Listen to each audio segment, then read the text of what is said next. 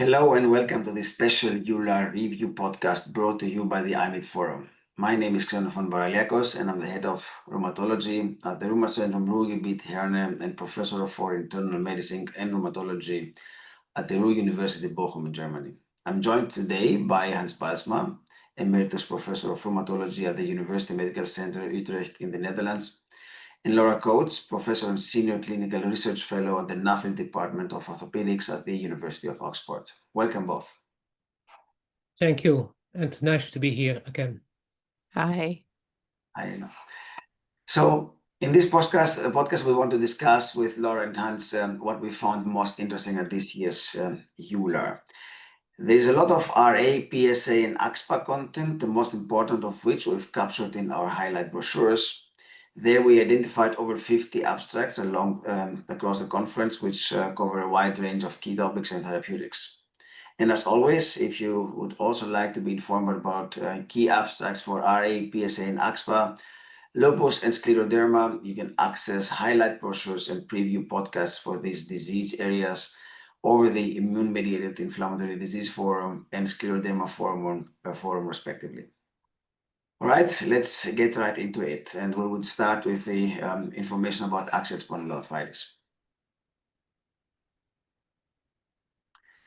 This year's highlights for axial spondyloarthritis have been several.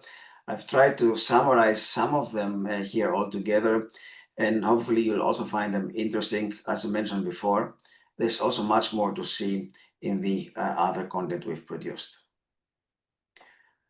One important thing and one important topic that we have identified is dealing with possible new aspects of how to treat patients with axial spondyloarthritis.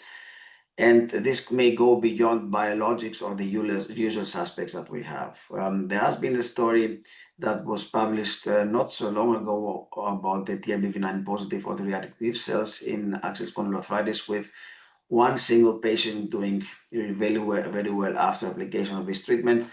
And in this case, there has been an abstract that I found very interesting about having the similar approach of the TRBV9 positive autoreactive T cells in a bispecific T cell engaging antibody manner with CD3 cells included.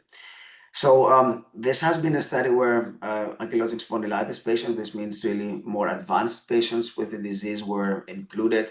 And blood was taken, not patients. And this was obviously the study that is a preliminary information about how to apply this in daily practice. These bispecific antibodies were developed to, as it says here, to redirect T cells selectively to eliminate the TRBV9 positive T cells.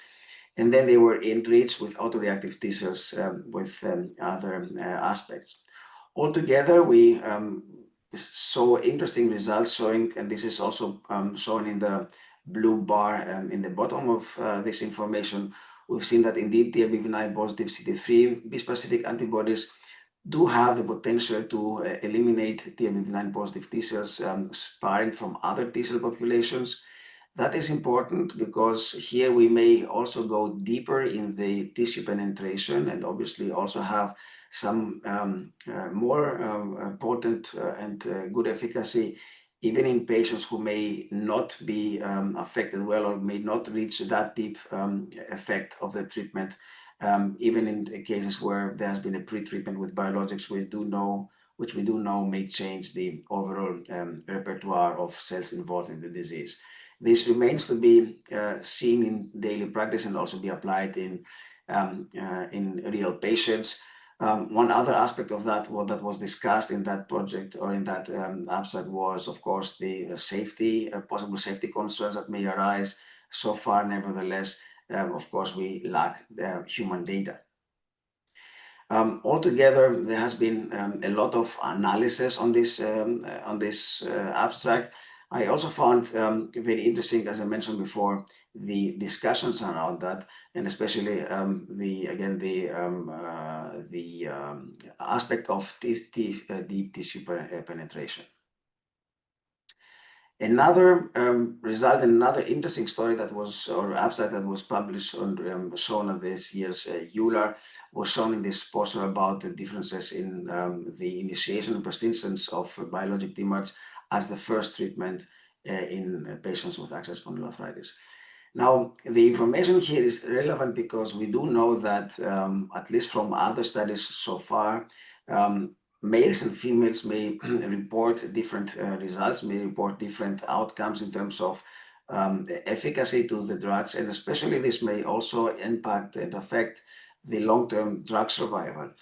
This means how long the patients stay on the drug, which may of course be affected by the perception of treatment efficacy, but also by the perception by the patient, but also by the physician, who may want to change the drug because of lesser expected responses as compared to what we are reporting from clinical studies.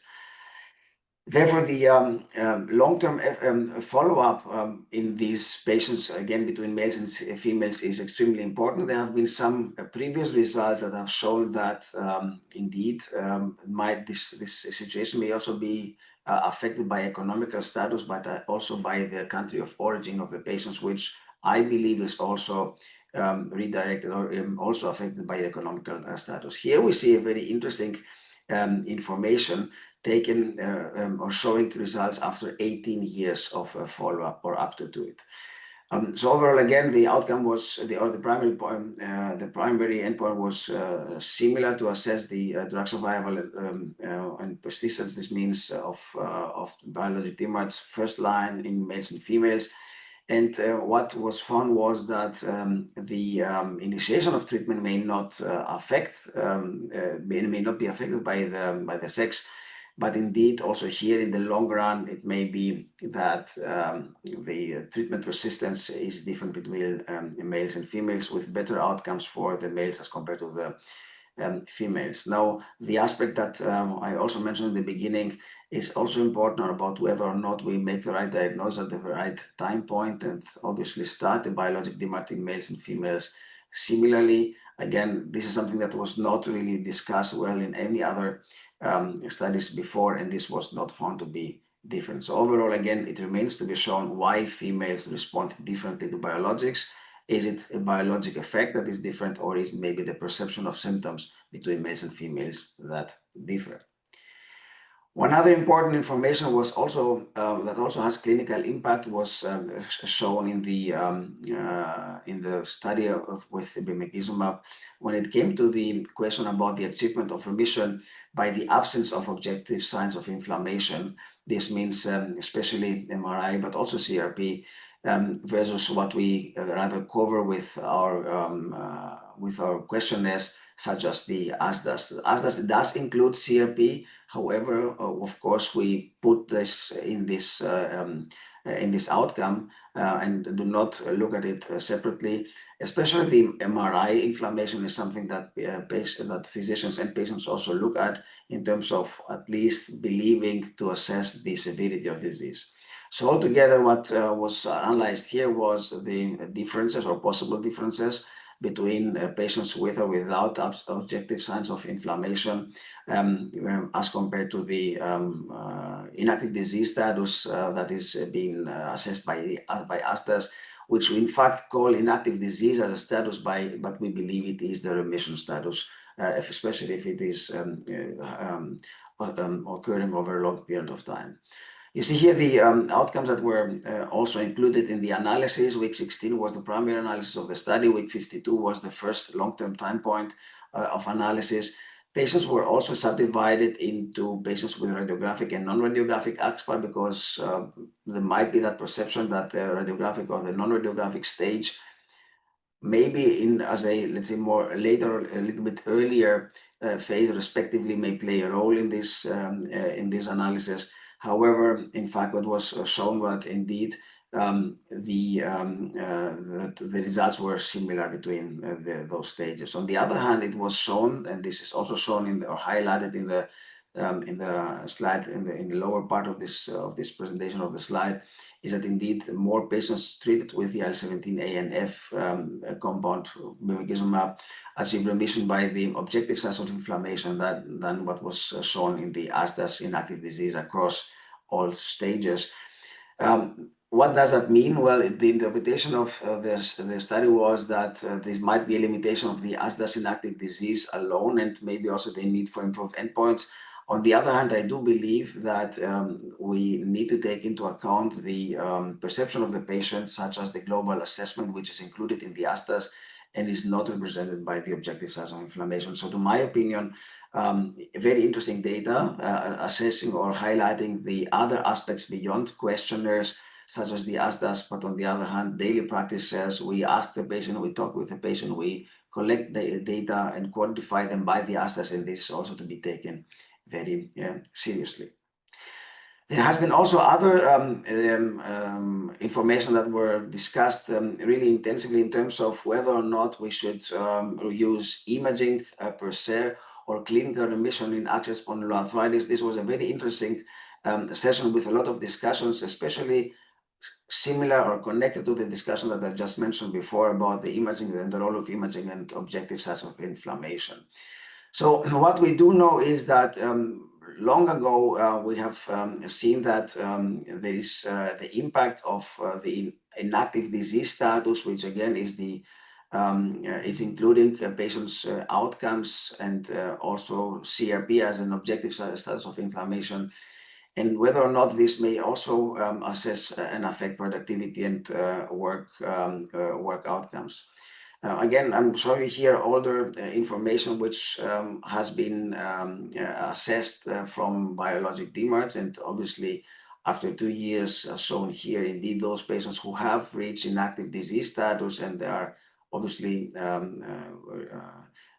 reporting better improvement, they also are more productive, have less absenteeism, and overall the work productivity is much better as measured here. It has also been shown that the overall assessment as assessed, for example, with this SF36 with the physical component has also been improved, and again the opposite is also shown, that the more active patients are, the lesser productive and present they are in their work. This means there is activity and work productivity impairment. Overall, we do know that this is not just one outcome of one biologic, but it's also something that we've seen in other biologics or other TNF blockers, and we also know that, again, the longer we treat, the better the overall outcome is. Partial remission is one outcome, as does inactive disease, as I mentioned before, is another outcome, and this really pays off in the long-term information. And just in order to make the connection to what I mentioned before, we know that, again, imaging and clinical outcomes are partly interconnected, partly not. The discussions that have been held in the Congress, and especially in that specific session that I mentioned before, have been that we do need to pay attention, a lot of attention in the clinical outcomes. Imaging does help for diagnosis, also does help sometimes to understand residual pain and also disease activity that we may capture. But of course, what we want to achieve and want to improve and know is how clinical outcomes by the treatment improve patients' life, patients' disease activity, but also the productivity they come up with. And therefore, it is important to understand that obviously all of those drugs, independent of the mode of action we're giving, should lead to the same outcomes. You see here many different ways of assessing responses, productivity, but also inactive disease statuses that obviously lead to better quality of life and functional improvement or impairment, or improvement of impairment. The expectation is the same, but also the results after up to 2 years, as shown before, are very, very similar. So what else has been there in order to overall understand the outcomes that we have? We know that the inflammation and the clinical remission status may collide or maybe similar. It depends on how inflammation and clinical remission is being assessed and put together. I'd like to remind you again, just because there is a lot of discussion around that, and therefore you see here the different data from the literature, that the overall achievement or the overall understanding of the situation is that yes, inflammation on the MRI and inflammation is in the ASDAS in terms of clinical of disease activity clinically does go along with each other, but not in all patients, and therefore the clinical assessments are similarly important. And therefore the question is again, does that really matter to go on clinical remission? You've seen the data before in the Mimikizumab trial. There has been also this long discussion in the session in the Congress, and especially how do we assess clinical remission in terms of comparison to imaging remission. All of those aspects that I mentioned before play a role, both for defining remission, but also as an outcome. And therefore, the interesting topic about all this is really how can we make an information together, the important information together, also reach shared decision in terms of decisions for treatment with the patient. So the overall result and the overall achievement, I believe, and that's something that where everybody in the session agreed upon, even those who came up with some critique in the Q&A session, was that indeed both clinical and imaging remission are important, based on the previous data that have been published, but also based on the data that were shown in the Congress. We need to assess the issue of the problem or the issue itself of disease activity, both by imaging and clinical, or clinical and imaging, because all of those, both of those aspects have an influence thereafter on quality of life, productivity, functional impairment, pain, and of course fatigue, especially also when it comes to the long-term ultimate goal, which is structural progression. Now, the other thing, of course, is, and this is the other aspect of the topic, how much of inflammation on the MRI is really related to disease activity. As I mentioned before, in this topic, it was very much put attention on how much inflammation may represent disease activity as compared to what we assess with ASDAS, for example, as a clinical outcome. However, we also know from other studies, and this is one of those studies that has been published and is also very frequently cited, we've seen that indeed bone marrow edema may be there in about 9 out of 10 patients with axial spondyloarthritis. On the other hand, there might be also people who do not have spondyloarthritis, such as, for example, healthy participants even in studies, but also chronic back pain controls women after delivery and runners. And that is now the challenge of really understanding what is inflammation on MRI, how much does it also rely to even false positive results, both on the imaging, but also on the questionnaires we may give out, such as BASTA and ASDAS. So altogether, we can really say that we need to take into account in daily practice all of the aspects that I mentioned before.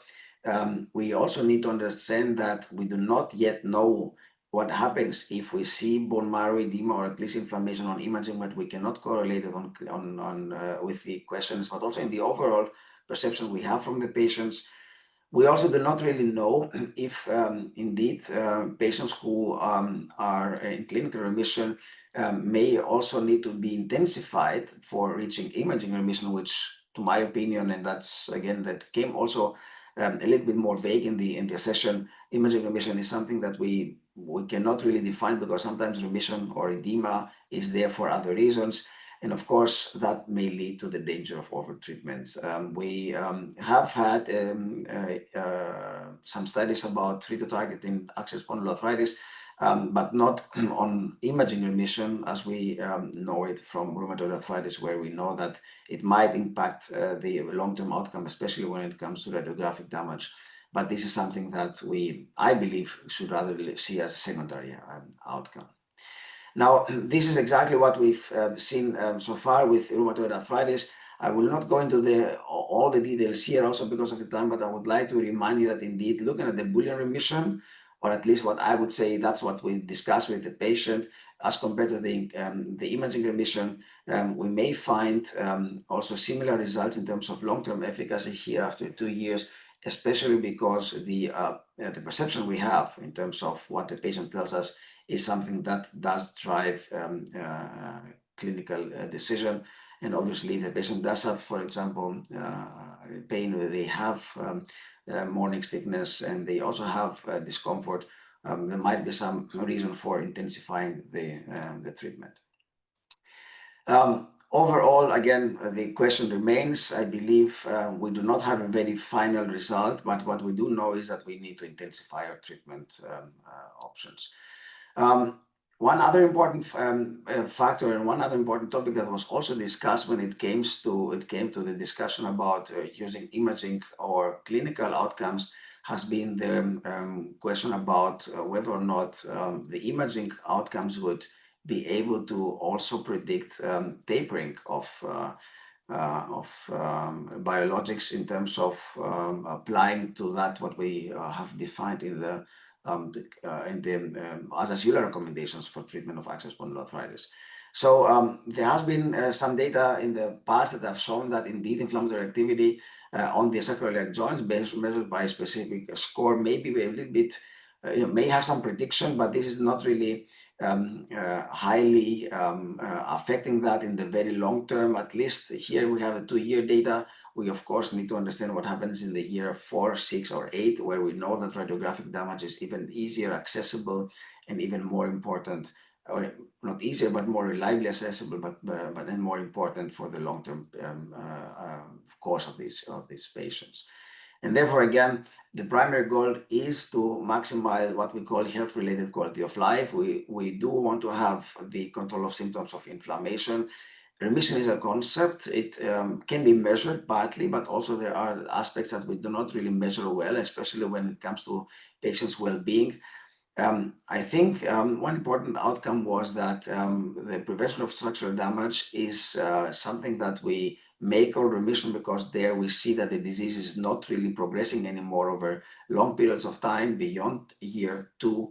And this is, by the way, written in the research agenda of the recommendations for axial spondyloarthritis. And of course, the ultimate goal is at the end not just to develop or not one or more syndesmophytes in the spine of the patients, but really normalize their function and social participation. Again, there was a very intense discussion about this topic. There have been also other abstracts discussing that. For example, also taking into account whether or not remission is the same, similarly to be achieved by males and females in terms of long-term outcomes, but altogether the dissociation, part dissociation at least, for clinical and imaging remission has been extremely interesting and a topic of discussion in many different sessions of the Congress. It is a clinical concept. We need to see further. This has been 3 or 4 of the main highlights of the Congress for me for axial spondyloarthritis. Again, I would like to welcome you to see also the other content that we have put together in the website. I'm really also happy to discuss this whenever we would ever meet personally. But now it's time to give over the floor to Laura Coates, who will present the data and the highlights of EULAR for psoriatic arthritis. Lovely, thank you very much. So I'm going to highlight 5 key RCT abstracts that were shared with new data about kind of new or future coming medications in the field of psoriatic arthritis. So the first abstract we're going to talk about is looking at data with bimekizumab. So obviously bimekizumab is now available to a lot of us worldwide and is licensed and available for psoriatic arthritis. It's an IL-17 inhibitor, but a little bit different from the IL-17 inhibitors that we had before, because it offers dual inhibition of IL-17A and F, rather than just inhibiting IL-17A like secukinumab and ixekizumab. And the data here, we're looking at the 3-year open label extension from both of the trials. So there were 2 large phase 3 trials, one in patients who were biologic naive, one in patients who were TNF inadequate responders. And then all of those patients went into the open label extension, following people out to 3 years. And this data is from the Be Complete study that you can show here. These are the patients who've previously failed a TNF. And I think for a lot of healthcare settings, particularly in Europe, where we typically use biosimilars first line, this certainly in the UK is where we would most typically use bimekizumab in patients who've failed or had an inadequate response or side effects to a TNF inhibitor initially. So we've seen 2-year data before, and this shows that out to 3 years, you've still got good maintenance of response. And very helpfully here, they've shown the observed case data, which obviously shows a higher proportion of people responding because people who are not doing as well are more likely to drop out of the study. But it also shows a modified non-responder imputation with the dark blue line, which shows that even if you include patients who've dropped out because they've stopped medication or are not responding as well to the drug anymore, you can still see a good maintenance of response overall across the whole cohort, and quite impressive high bar outcomes. So PASI 100, so complete clearance of psoriasis, good outcomes for minimal disease activity showing control across the board, and looking at swollen joint count equal to 0, obviously suggesting that inflammation is very well controlled in these patients who've previously failed a TNF inhibitor. So I think this is really useful data to add to our kind of long-term experience with bimekizumab. There was nothing particularly unusual or new in terms of the adverse events that we saw here.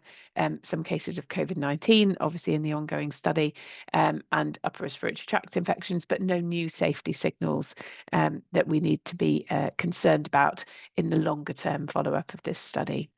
So obviously these are clinical trial patients. They're not reflective of the patients that we treat day to day in practice, but they do have very significant disease going into these studies. And so achieving these high bar outcomes, I think, is very impressive. The next study I'm going to talk about is a study with a drug that's up and coming. So this is something that we don't yet have available. And this is more data from the phase 2 studies. So this is looking at zasocitinib, or TAK-279 as it was known previously, which is a TYK2 inhibitor. So similar to deucravacitinib, which is another TYK2 inhibitor.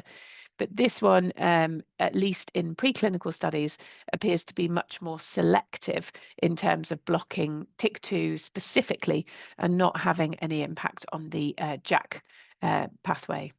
So the potential benefit of this, obviously, is that it avoids the side effects of JAK inhibitors, but provides clinical efficacy binding specifically to the TYK2.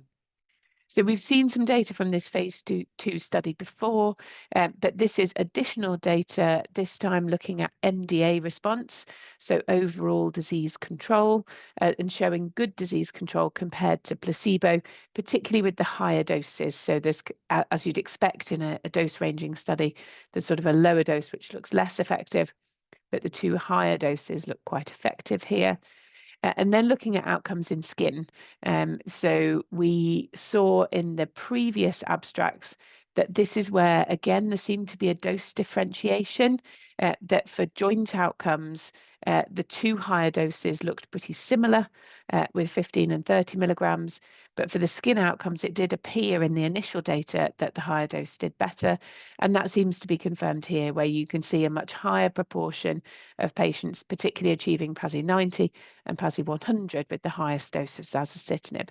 So that might help guide us in terms of choosing doses in the future. We've got phase 3 studies currently recruiting for this in psoriatic arthritis, so we will have a lot more data to come from phase 3. But I think this gives us good data for the TYK2 inhibitor. And obviously there's not much additional safety data here. This is just looking at additional outcomes in the trial, but it did appear potentially to have slightly lower adverse events than you would expect from a JAK inhibitor, which might be a very positive change with this medication. So I think it's a case of watch this space, and particularly for the future phase 3 trials, which will show us how well this works in much larger patient group. The next study I was going to cover was the ProSpirit study. So this is a study looking at real-world data for ixekizumab compared to other biologic and targeted synthetic DMARDs in a non-randomized observational study in real-life practice. So I think the ProSpirit study is really helpful because it gives us some good data on how we're using these medications and the kind of real world patients that we see in clinic that are quite different, I think, to the patients who end up in clinical trials often. So patients with often milder disease at baseline, but potentially more comorbidities or more complex disease to manage.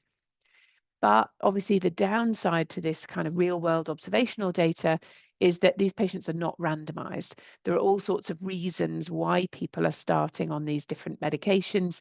And although we're comparing these different drugs in this study, actually they're being used at different time points in a patient's journey. So if you look at the data, for example, with TNF inhibitors, they're much more likely to be used first line. Whereas the other medications are more typically used second, third, or fourth line. And that's going to affect the likelihood of response if patients have previously failed 1, 2, or even 3 medications before. What they have done in the ProSpirit study and the analysis is particularly try and adjust for that.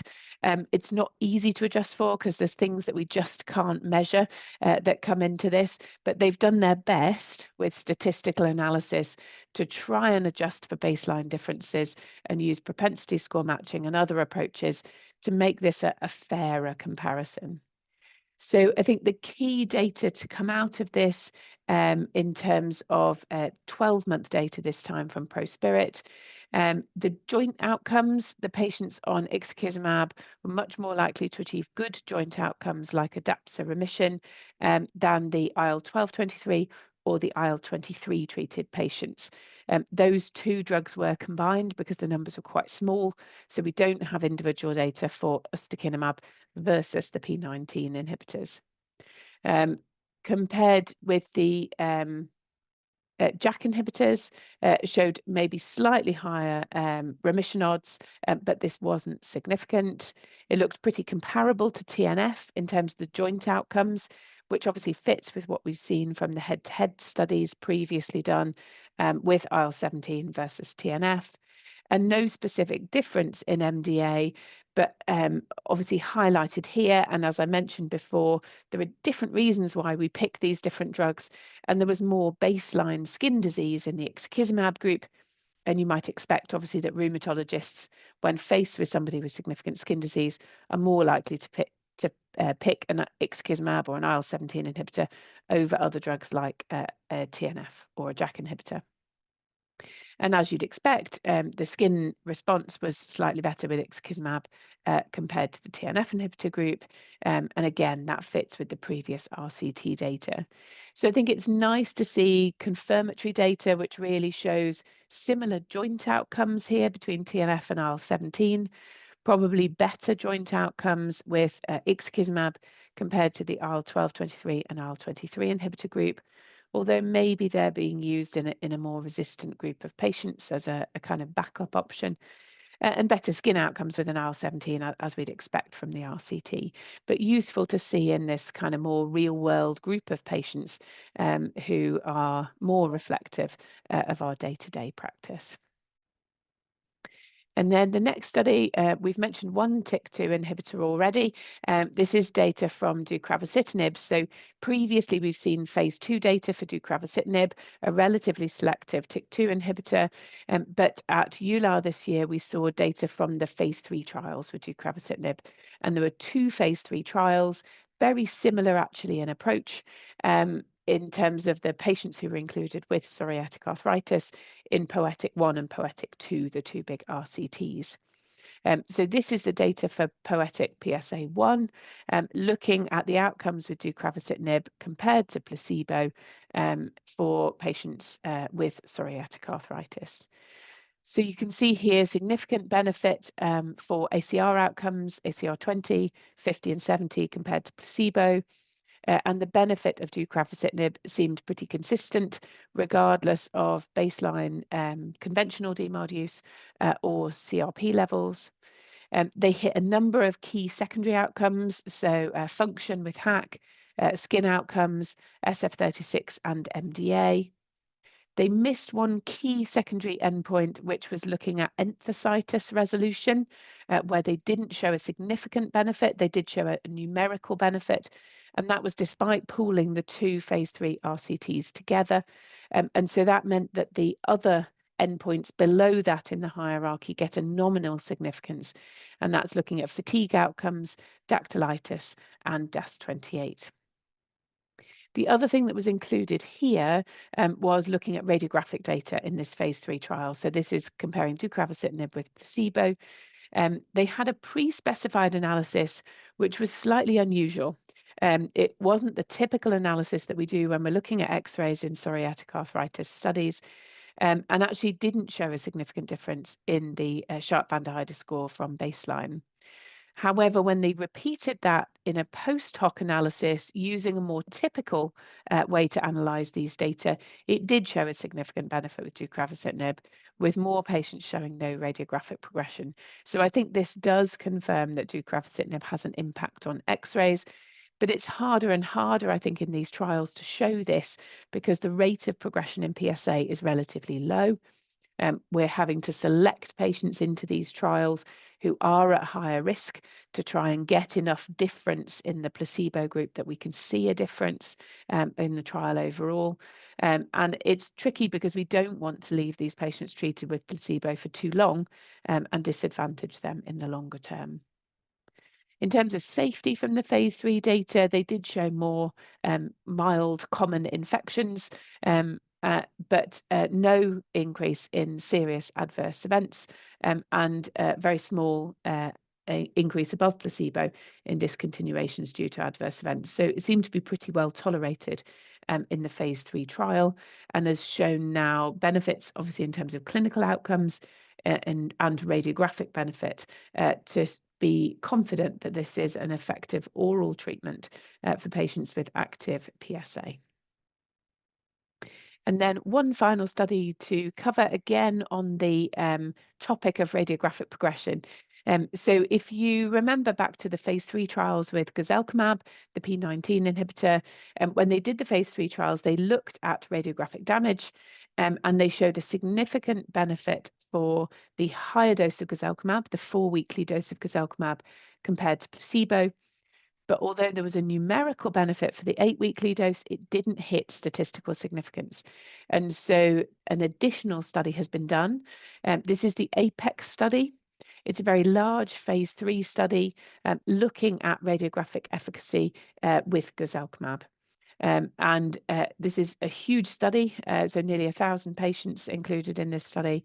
And they were, again, selected for patients who had a higher chance of radiographic progression with raised CRP and baseline joint erosions to try and demonstrate that difference between drug and placebo. Officially, the primary outcome in this study was ACR20, which was met, showed a significant benefit for both doses of guselkumab over and above placebo. And just like in the phase 3, both doses looked pretty similar. But obviously the key add-on here was looking at radiographic progression. And here this was done using the typical analysis approach and showed a significant benefit for both doses of guselkumab compared to placebo, with no significant differences between the 4 and the 8-weekly dose that we can see here. So this is the first study with a P19 IL-23 inhibitor, which has shown radiographic progression. I don't think it's a surprise because I think we had a good signal in the previous phase 3 data, but obviously it just missed out on hitting significance. So this data gives us the confidence to say that this definitely shows a difference. And the other data in terms of clinical response and side effects look very similar to what we've seen in the previous phase 3 studies. That's kind of the key studies that we wanted to cover with RCT data with new and future medications in psoriatic arthritis. Thank you so much indeed. This was all very interesting and clinically relevant. I think it is extremely important to have seen and heard of this data also with your very crucial interpretation. Thank you very much. We would move on to the next slide, which is the topic of rheumatoid arthritis. I'm really very happy that Johannes Bijlsma is here with us and will report on the many things that were shown at this Congress. Hans, please let us know what you believe was maybe the most interesting ones or some of the most interesting ones. Yes, it's too much Xenofon to tell everything which was interesting. But first, I would like to make a few comments on the EULAR Congress itself, because it was an amazing Congress. It was very well attended, very many people from many different countries, so it was really a global experience. And there are two nicely balanced items there. One is bringing the progress of research, and I will tell you about that. But the other side is to lead to the people who are practicing rheumatologists to update them on all clinical aspects of their daily work. So educational, it's great, and scientific, it's very great as well. So this poster I selected because of the title when I didn't see the poster beforehand, because of course it's very important to think about the safety and tolerability of the new kid on the block in the treatment of rheumatoid and other immune-mediated rheumatic diseases, the CAR T-cell. And I was a little bit disappointed by the number of data given in this poster. So what they show is its favorable safety profile to date, but the data, especially looking at patients with rheumatoid arthritis, the number of patients treated and the duration of the treatment is rather limited. So, of course, it's nice to see that at this moment, at this interim moment, there's not any problem yet, but still it's much too early to tell. Then an interesting study was, of course, the long-term data of the JAK inhibition versus the TNF-alpha inhibition. So there is a select compare study comparing adalimumab with upadacitinib. And you can see the data here. On the green is the adalimumab, and the blue is the upadacitinib. And you can see that at 7 years, 820 patients remained on one of those drugs. UPA was well tolerated, with a similar number of adverse events, serious adverse events, etc. Compared to ADA, there was no real difference. But if you look at being continued, the treatment, then you can see that there was a slightly greater efficacy observed in patients that originally started with adalimumab and then changed to upadacitinib versus the other way around. So basically, there's hardly any difference, but if you have to change from one to the other, the order of adalimumab to upadacitinib is slightly better. And this is also shown here in the data on the clinical efficacy, the CDAI, the DAS, etc. So focusing on upadacitinib, it had a consistent safety profile, but both treatments sustained disease control with greater efficacy, as already mentioned, in patients who switched from adalimumab to upadacitinib. Then this is, of course, a very interesting item, looking at when you achieve remission or low disease activity in rheumatoid arthritis with a JAK inhibitor, what are the factors that you might be able to predict? And so we are used to prediction of a high disease activity. If we look at the efficacy of TNF-alpha inhibition or even of methotrexate, the higher the disease activity at the start, the more effect you generally have. But that's not the case with the JAK inhibitors. We were expected to see that, but it does not preclude an effective treatment response. And it is associated with an increased risk of therapeutic failure. So this was a little bit a surprise, at least to me. And then, of course, a lot of focus was on the update of the EULAR recommendations for the management of rheumatoid arthritis. So as you know, every 3 years there's an update. And I think it's important to realize that slowly now there has been some steady state in the treatment advice, because we are now so used to treating them. And you can see if you look at the different years, we started in 2010, then every 3 years there's an update, and you can slowly see that the number of recommendations decreases. And this is probably due to that we have better drugs by now, we have better learned to use them, and therefore our recommendations do not change too much anymore. So this is the way people worked on it. Again, nearly 7,000 abstracts found in the database, and in the end 65 articles had appeared within the 3 years for the update. This was what they looked at.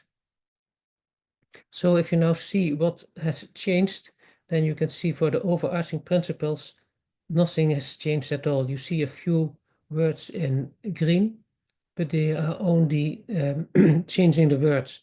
That's not the meaning. So the, the order of the words has changed. And I think it might be due to the fact that we now have a co-convener from the United Kingdom, that perhaps the wording has been a little bit more detailed on the English. But basically, these overarching principles are exactly the same as in the past. Also, that's true for the first two recommendations. So therapy with DMARDs should be started as soon as the diagnosis of rheumatoid arthritis is made. This is, well, I think, stated in stone by now. And treatment should be aimed at reaching a target of sustained remission, or if that's not possible, on low disease activity in every patient.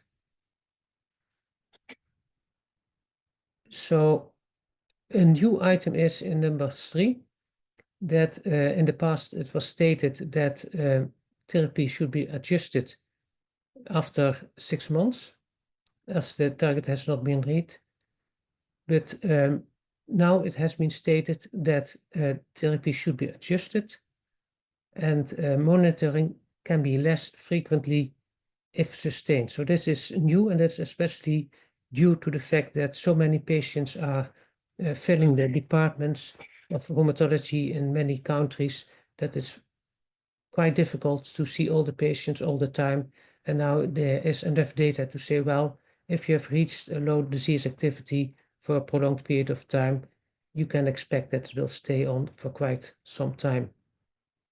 And then number 4 and 5 have been combined, and they have just put in one recommendation, but it's just, they are both there still. So there's not a real difference. Well, this is important to realize. It was an important finding from the systemic literature review, to realize that methotrexate combined with glucocorticoids is not inferior to methotrexate as a biological, especially in the early phases of rheumatoid arthritis. And this has been confirmed in the data from the North Star study, which is shown here, which is quite convincing evidence for this. And then the short-term glucocorticoids statement has not been changed. So we still recommend starting glucocorticoids when initiating, but also when changing conventional synthetic DMARDs. And that can be in different dose regimens, different routes of administration, but should be tapered and discontinued as rapidly as clinically feasible. This stays the same. Then number 7 and 8 have been combined. And then the statement in the absence of poor prognostic factors has now been changed to pertinent risk factors. But basically, the statement is still the same.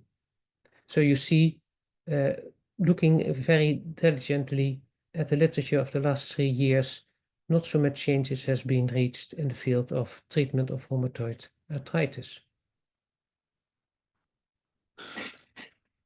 So this in number 7, only targeted synthetic DMARDs has been changed by JAK inhibitors, because not much other targeted synthetic DMARDs have been developed. Well, we saw some data on the TYK inhibition also in the psoriasis, so that's still there, but less evident in rheumatoid arthritis. Number 10 has become number 8, but has been exactly the same. But the last one, number 9, after glucocorticoids have been discontinued and the patient is in sustained remission, the term has been changed a bit. Continuation of DMARDs, be it biologicals, translated synthetic or conventional synthetic DMARDs, is recommended, but dose reduction may be considered. So this is a little bit different. So the idea is now that some data show that it might be too early in some of the studies when patients are expected to be in a sustained remission to stop the treatment or reduce the dosage. So nearly half of the patients that have been stopped the treatment had a flare. So the suggestion is more to continue the DMARD than we did quite recently. I think that's one of the most important changes that are there. So now it comes to the phase 1 and phase 2 slides, which are not really changed, but it's a little bit easier to see now. And then this is the last one of them. And then the risk factors have been defined a little bit more consistently. You can see that in the green area, the following risk factors are mentioned. So in summary, many of the recommendations remain unchanged. Overarching principles are the same. The number of the recommendations has been reduced a bit, basically merging old recommendations and new ones. Old recommendations were merged into new ones, and failing methotrexate plus glucocorticoids is already a bad prognostic sign, so that has been added to that. And JAK inhibitors continue to be recommended for patients who do not have pertinent risk factors. Otherwise, they remain on the same level as biological DMARDs. So this is clearly the state of art at this moment. Continuation of biological, targeted synthetic and conventional synthetic DMARDs in sustained remission at regular or reduced doses rather than stopping is now more strongly emphasized. So that's an important thing to realize. Some people were too enthusiastic to reduce the dosages. And we also got a lot of information from patient sides as well, that they are a little bit afraid of reducing the treatment. So this may also play an important role.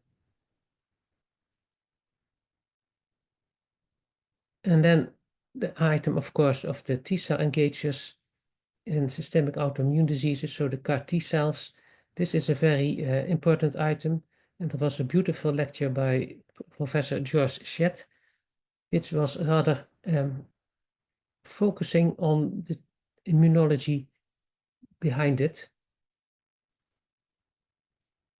And here you can see the scenarios of B-cell depletions, which it's very interesting to see all the different cells that play a role. So you can see in this nice graph the autoreactive B cells, the B cells, naive B cells, plasmablasts, plasma cells, resting T cells, activated T cells.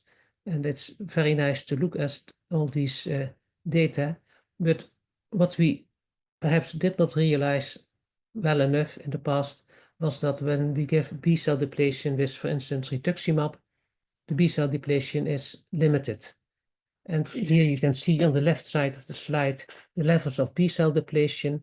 And then you can see on the right side what that means for an influence on the different cells. And then you can see that number 3, the high B cell depletion brings to a lot less cells that remain. And then you can get what is aimed at, the reset of the immune system.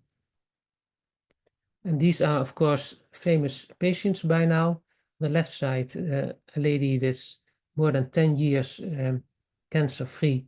And she was one of the very first patients treated with CAR T-cell. And then the lady in the middle, the Futi Tao, I think she comes from Thailand. She has been treated in the George Schett's group, and she's now 4 years lupus-free. So these are very patients that really stimulate the people to think about this kind of treatment, because this is what we want cure instead of remission. I found this interesting to see all the different targets. So you can see on the left side below, aiming at CD19, and in the middle CD20, and on the left the B cell maturation antigen cells. And you see that quite a lot of different drugs are now being developed. You can see the names of the drugs and the companies that are working on that. So you see that that area is very actively, and it's probably too early to get already a good feeling what cells are the most relevant to tackle at this moment. So this is showing blinatumomab, which is aiming at CD19 and CD3. And you see them that they work on the B cell. And these are patients that have been treated with these drugs, and these are, you can see on this table all the drugs that patients have been using. So these patients have been using many drugs, the classical methotrexate, leflunomide, different TNF-alpha inhibitors, IL-6 inhibitors, the different JAK inhibitors, also abatacept, rituximab, and all of these patients did not respond adequately and then were treated later on with these new treatment modality. And here you can see the efficacy of the CD19, CD13 engager, and you can see the effect on total joint score, swollen joint score, the patient global DAS28, and relapse and time to relapse. So these are data in 15 patients with rheumatoid arthritis. So this is compared to other data, quite a large group already, 15 patients. But here you see the results after 12 weeks. This is showing the depletion of the large variety of B cells, including naive B cells, memory B cells, and plasmablast by that drug. And here you can see that there is really a difference after the treatment. This is the tolerability of the drug. And then you can see that directly after the first treatment, you get an elevation of the CRP level, and you get some kind of cytokine release syndrome. And that was always seen after the first infusion, but hardly after the second infusion. And then after the second infusion, the increase of different cytokines and chemokines was hardly there. So that was good news. So this is an important slide, I think, because this is giving from different of the new drugs the response and the adverse events. So the cytokine release syndrome was seen in all the patients treated with teclistamab, but only in 3 patients with blinatumomab. And if you look at the patients which had a high grade, then it was not seen. And other items, side effects that were quite familiar in the patients treated with oncology diagnosis. That was the so-called immune effector cell-associated neurotoxicity syndrome. It has not been seen in patients treated with autoimmune diseases with CAR T cells, and also the immune effector cell-associated hematotoxicity syndrome was not seen either. So this is reassuring compared to the oncology indications. This is perhaps interesting to see when you attack the B cell maturation antigen. You can see the antibody levels in the different other autoimmune diseases that have been used, that have been treated with these drugs: systemic sclerosis, Sjogren's syndrome, myositis, and rheumatoid arthritis. And you can see what kind of effect it was on the autoantibody titers, because autoantibodies are made by the B cells, and you can see really that there is a clear reduction or even an absence in some situations of these antibodies. And I think it also depends on the time after the treatment that you measure the antibodies, because it will take some time. So interesting to see, I thought. And this is, of course, very important, the clinical response to this drug treatment regimen. So this is the baseline and this is after 3 months, and you can see a clear improvement on the different measurements. So, for instance, for the Sjögren, the Sjögren disease activity score is used, and rheumatoid arthritis, the DAS score, and also other diseases, Graves' disease, the orbitopathie. In the IgG4, also patients have been treated, 3 of them. So this is interesting to see the clinical response, but not all of the patients are that disease symptoms free, as we have seen, for instance, for the very first patient with SLE. She was really a remarkable patient, and here you see clear improvement, but not completely disease improvement at all. This I don't want to show. It's the same. So then the CD20 T-cell engagers. So then you're a little bit more like rituximab, but it's stronger. So this drug is called mosunetuzumab. And then 3 patients treated with this, that all were treated beforehand with rituximab, because that's of course looking at the same item, CD20. And then you can see a clear response on the DAS CRP, on the number of B cells, an increase in the CD4 positive and the CD8 positive T cells, as expected in this treatment. So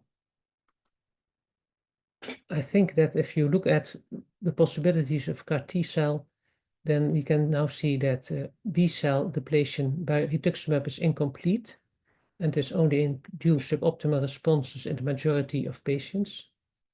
But if you are able to have a deeper B cell depletion by the new methods, such as high affinity antibodies and the CAR T cells, may allow much better control of autoimmune diseases.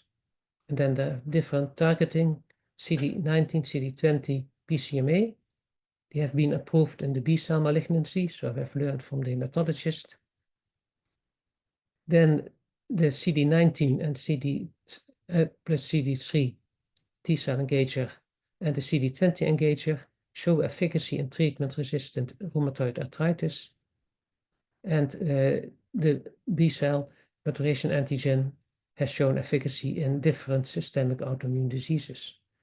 So this is quite promising, but I'm a little bit concerned about the possibilities of this treatment, and especially we see a lot of groups starting patients with doing this treatment, the CAR T-cell treatment, and if everybody is doing only a few patients, I'm a little bit worried what's going to happen in the field. So hopefully there will be a better cooperation between the different groups, and perhaps it will be a task for instance, EULAR or EULAR together with the ACR to make rules with exactly how we do it, but especially how we measure, how we look at response, and how we report the data on these different studies. Otherwise, I'm afraid that a lot of patients are being treated without learning enough from these data.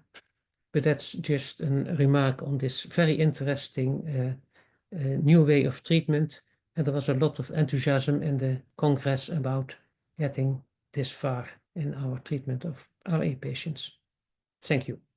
Thanks so much, Hans. And indeed, your comments are very well taken, and there is a lot of movement right now in indeed collaborations between the different groups.